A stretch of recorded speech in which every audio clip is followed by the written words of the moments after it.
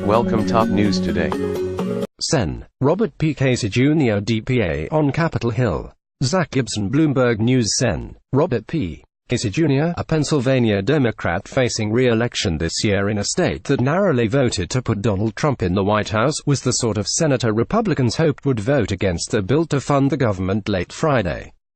Casey obliged, and his likely 2018 opponent, recruited by Trump, wasted no time accusing him of voting to put illegal immigrants over health insurance for our kids.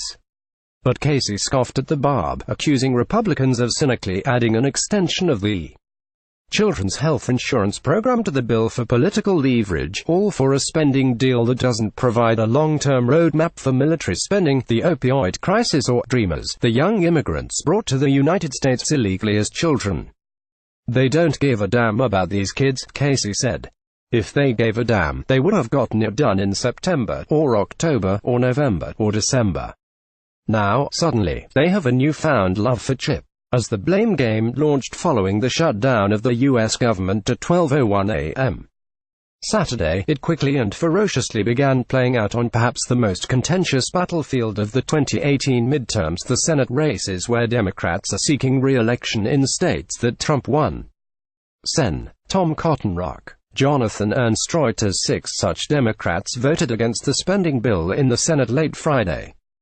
But the vote divided the party, with 5 Senate Democrats, all from Trump states, voting to avoid a government shutdown, and setting up a fight over what Republicans have tried to brand the Schumer shutdown, after Senate Minority Leader Charles E.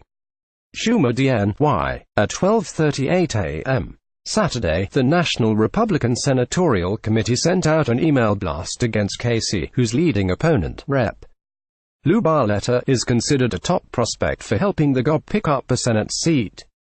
Bob Casey had to choose between doing what's best for Pennsylvania and playing partisan games, and he chose the latter. NRSC spokesman Bob Salera wrote in the blast, "By voting against extending chip-critical funding for our troops and programs families rely on, Casey is once again proving that his loyalty lies with his liberal colleagues in Washington, not with Pennsylvania."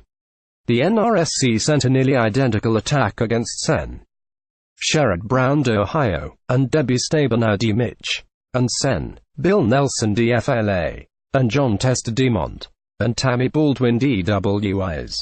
And even before the vote Friday, the American Action Network, a group aligned with House Speaker Paul D.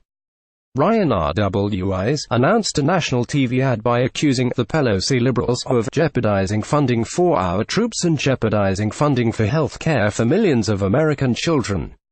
Democrats, who knew the attacks were coming, have responded with videos and online ads that point to the president's 2013 and 2017 quotes about how a shutdown might be good for Republicans. Priorities USA, a Democratic super PAC, started a 7-figure digital ad by targeting swing seats, showing images of foreign threats and worried families. "What's President Trump up to?" asks a narrator in the ad.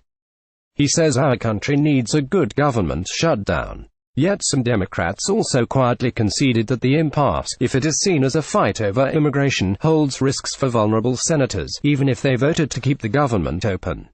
One worrisome data point: a super PAC allied with Senate Democrats commissioned a poll in 12 battleground states in early December 2017, and it found that in more conservative states, blame for a shutdown would be split between Trump and Republicans and Democrats in Congress. But when interviewers asked respondents about a shutdown that might be tied to the legal status of dreamers, Democrats absorbed more blame. The poll was conducted by Gerhardt Young Research Group on behalf of Senate Majority PAC. Sen. Tom Cottonrock has played a key role in keeping off the table a deal over deferred action for childhood arrivals, a program that gives protection to dreamers. He was one of many Republicans promising to make the impasse painful for Democrats. 5 days before the vote, Cotton tweeted that a shutdown over the DACA issue would backfire on Democratic senators up for re-election in places like WVA-IND, Mo, and Mont, referring to the 5 states on the 2018 map where Trump won landslides. They ignored the needs of millions of Americans who rely on the federal government for important services, Senate Majority Leader Mitch McConnell RKY said early Friday morning. They held all this hostage over the completely unrelated issue of illegal immigration. On Friday, just 4 of the senators cited by Cotton voted to adopt a Republican funding bill that did not deal with DACA. Testa voted with a majority of Democrats, while News Sen. Doug Jones-Dahler, who does not face voters until 2020, backed the bill on the grounds that it would extend CHIP. Less clear was how powerful the backlash might be within the Democratic base. At a closed-door meeting of Democratic senators Friday night before votes, nobody rose to say that the party's strategy put his or her seat at risk, said 2 people in attendance. Meanwhile, the liberal Indivisible Project, which was founded by Capitol Hill veterans and boasts thousands of local chapters, has focused its efforts more on holdout Democrats from blue and purple states, such as Sen's Mark Warner and Tim Kaine of Virginia, both of whom had voted to keep the government open in December, but not this time. Similarly, United We Dream, a group advocating for Dreamers that has organized months of in-person protests in states and on the Hill, including sit-ins at senators' offices, made a subtle shift in January, focusing on reluctant Republicans and thanking Democrats as they came on board.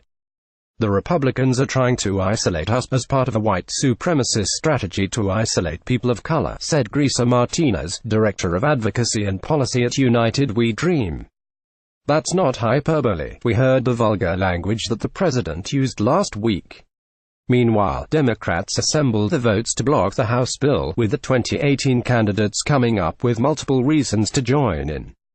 Kaine, whose shutdown-averse state is home to the largest concentration of federal workers in the country, had praised the short-term spending bill in December as a solution that avoided brinkmanship.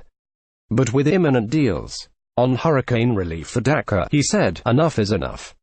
Kaine rejected Republicans' characterization that Democrats will own the shutdown, saying his vote merely amps up the pressure to finalize a budget.